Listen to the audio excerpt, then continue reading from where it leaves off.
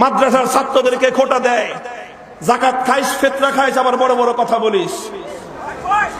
কথা বলেন।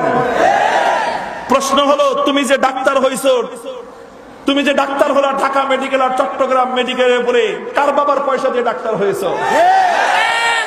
তুমি যে চট্টগ্রাম বিশ্ববিদ্যালয়ে পড়লা, ঢাকা বিশ্ববিদ্যালয়ে পড়াশোনা করলা, তুমি কার বাবার পয়সা দিয়ে পড়াশোনা করেছো? তোমরা আমাদের গরিব মানুষের, মেহনতি মানুষের মাথার ঘাম পায়ে ফেলানো ট্যাক্সের পয়সা দিয়ে পড়াশোনা করো। একটা ছেলে মেডিকেল কলেজে যদি পড়তে চায় প্রাইভেটে, আজকে বাংলাদেশে প্রাইভেট মেডিকেল কলেজ আছে, একটা ছেলে ডাক্তার হতে কমপক্ষে 40 থেকে 50 লক্ষ টাকা খরচ হয়। আর সরকারি ভাবে সরকারি মেডিকেলে পড়লে তার 1 পয়সাও খরচ হয় না। 2-4 হাজার টাকা দিয়ে সে মেডিকেলে পাশ করে নাম করা ডাক্তার হয়ে গেল। তার পিছনে এক একটা ডাক্তার তৈরি করবার জন্য কমপক্ষেও একটা রাষ্ট্রের 50 লক্ষ টাকা করে খরচ হয়।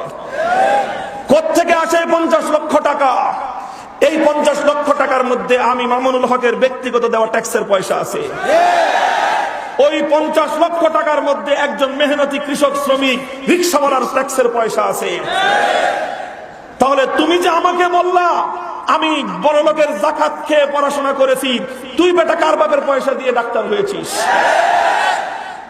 তোমাকে আমি অভিযুক্ত করতে চাই না, কারণ তুমিও আমার সন্তান, তুমিও দেশের সম্পদ দিয়ে শিক্ষিত হয়েছো, ডাক্তার হয়েছো, আমি তোমাকে অনার করি। তুমি দেশের সম্পদ ব্যয় করে শিক্ষিত হয়েছো, ঢাকা বিশ্ববিদ্যালয়ে পড়ে, আমি তোমাকে কটাক্ষ করতে চাই না, আমি তোমাকে সম্মান করি।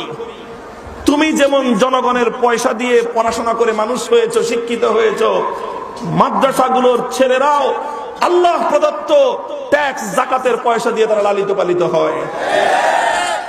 আমাদের যাকাত আসে বড় লোকের পকেট থেকে, আর তোদের ট্যাক্সের পয়সা যায়, তোমাদের ট্যাক্সের পয়সা যায় সাধারণ মেহনতি মানুষের মাথার ঘাম পায়ে ফেলানো ট্যাক্সের পয়সা দিয়ে। তাহলে তুমিও আমার পয়সা দিয়ে লালিত হও, আমিও তোমার পয়সা দিয়ে লালিত হই। তুমি যদি আমাকে কটাক্ষ করতে আসো, তাহলে আমিও ইটের জবাব পাথর দিয়ে দেওয়ার জন্য প্রস্তুত।